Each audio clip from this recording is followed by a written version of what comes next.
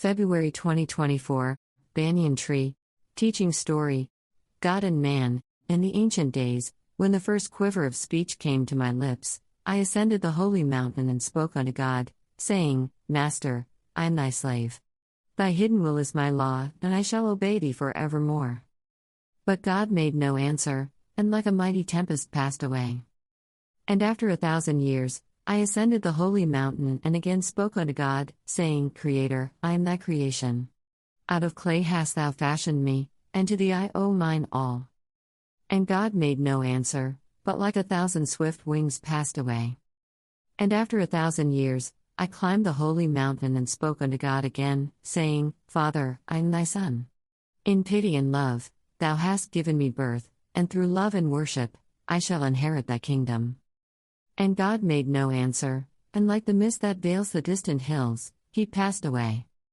And after 1,000 years, I climbed the sacred mountain and again spoke unto God, saying, My God, my aim and my fulfillment, I am thy yesterday and thou art my tomorrow.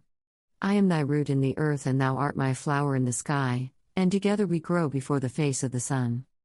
Then God leaned over me, and in my ears whispered words of sweetness, and even as the sea that enfoldeth the brook that runneth down to her, he enfolded me.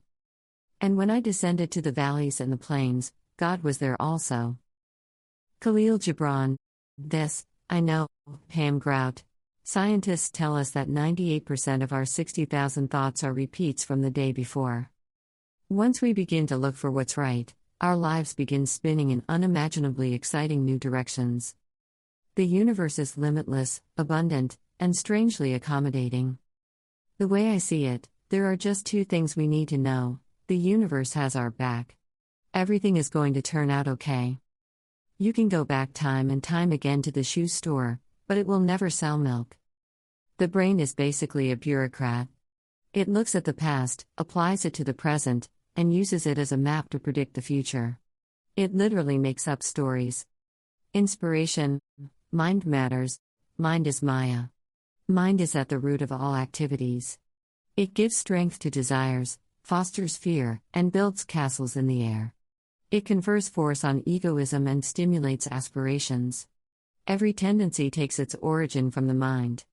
It augments passion, gives strength and hope, and awakens a sense of duality. It increases ignorance and plunges the senses into the ocean of sense objects. It separates, divides, and limits. The mind is the seed of all Maya. The mind is a bundle of vashanas. Check the mind, annihilate the desires, and you will not come under the influence of Maya. Peace comes only after that. The soul is immortal. Be not afraid of death. You die not. This is truth. Birth and death are two illusory scenes in the drama of the world. This is all Maya's jugglery. Learn to be wise. Learn to be inquisitive. Learn to discriminate. You are identical with the Supreme Self. Tat Twamasi. Thou art that. This is Vedanta. Swami Sivananda.